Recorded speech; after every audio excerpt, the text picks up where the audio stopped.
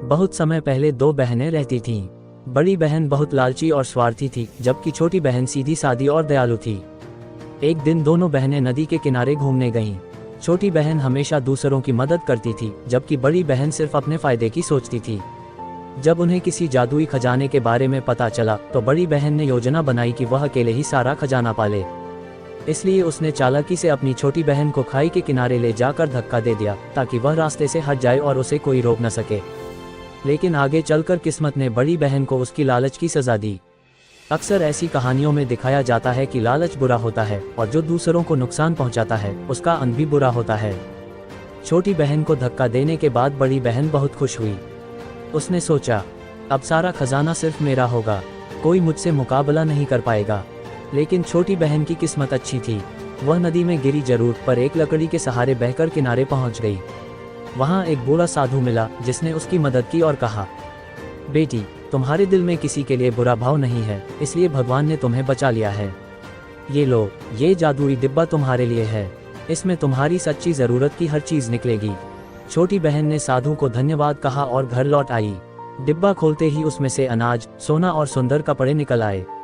धीरे धीरे उसका जीवन सुखी और समृद्ध हो गया। उधर बड़ी बहन को जब पता चला कि छोटी बहन बच गई है और उसे खजाना भी मिल गया है, तो उसका लालच और बढ़ गया। उसने सोचा, अगर मुझे भी ऐसा डिब्बा मिल जाए तो मैं और भी अमीर हो जाऊंगी। वह उसी नदी किनारे पहुंची और जानबूझकर पानी में कूद गई ताकि साधु उसे भी बचाए। साधु प्रकट तो हुए, लेकिन मुस्कुराकर बोले, तुम्हारे मन में सिर्फ लालच और बुराई है, इसलिए तुम्हें जो मिलेगा वह तुम्हारे स्वभाव के अनुसार ही होगा। उन्होंने भी उसे एक डिब्बा दिया। लालची बहन खुशी खुशी घर लौटी और जैसे ही डिब्बा खोला उसमें से सांप, बिच्छू और कीड़े मकोड़े निकल पड़े। वह घबरा गई और समझ गई कि उसकी सजा उसे मिल चुकी है। लालची बहन के घर से जब सांप बिच्छू निकले तो वह बुरी तरह डर गई। उसकी नींद, चैन और सुख सब छिन गया। गांव वाले भी उससे दूर रहने लगे, क्योंकि उसके लालच और बुरे स्वभाव की बातें सबको पता चल चुकी थीं। दूसरी ओर छोटी बहन अपने जादुई डिब्बे का उपयोग सिर्फ अपनी जरूरत के लिए ही करती थी। वह दूसरों की मदद भी करती, गरीबों को अनाज देती, बीमारों की सेवा करती और भूखे जानवरों को खाना खिलाती। धीरे धीरे गांव के लोग उसे सम्मान देने लगे और वह सबकी प्यारी बन गई। एक दिन बड़ी बहन रोते रोते छोटी बहन के पास आई और बोली, बहन, मैंने तुम्हारे साथ बहुत बुरा किया, मेरी हालत बहुत खराब हो गई है, क्या तुम मुझे माफ कर सकती हो? छोटी बहन ने मुस्कुराकर कहा, बहन, बुराई करने से हमेशा बुरा ही फल मिलता है, लेकिन अगर मन से पछतावा हो और इंसान अपनी गलती सुधार ले तो भगवान भी माफ कर देते हैं। उसने अपनी बहन को गले लगाया और मदद करने लगी।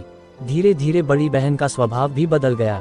उसने लालच छोड़कर मेहनत करना सीखा और दूसरों की मदद करने लगी। बड़ी बहन अब अपनी छोटी बहन की मदद से बदल चुकी थी। वह गांव में मेहनत करने लगी और लोगों के काम आने लगी। धीरे धीरे लोग उसे भी स्वीकार करने लगे। लेकिन कहानी यहीं खत्म नहीं हुई। एक दिन गांव में अकाल पड़ गया। खेत सूख गए, कुएं का पानी कम हो गया और लोग परेशान हो गए। छोटी बहन ने अपने जादुई डिब्बे से अनाज और पानी निकालकर पूरे गांव में बांटा। पर उसने ये भी सोचा कि अगर लोग सिर्फ मेरे डिब्बे पर निर्भर हो गए तो मेहनत करना भूल जाएंगे। हमें मिलकर खेती और काम करना होगा। उसने गांव वालों को समझाया और सबने मिलकर मेहनत की। बड़ी बहन भी अब ईमानदारी से काम करने लगी और दूसरों को मदद करने लगी। धीरे धीरे गांव फिर से खुशहाल हो गया।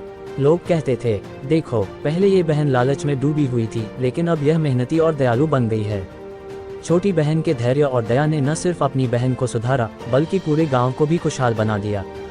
दया और धैर्य से सबसे बड़ा बदलाव लाया जा सकता है।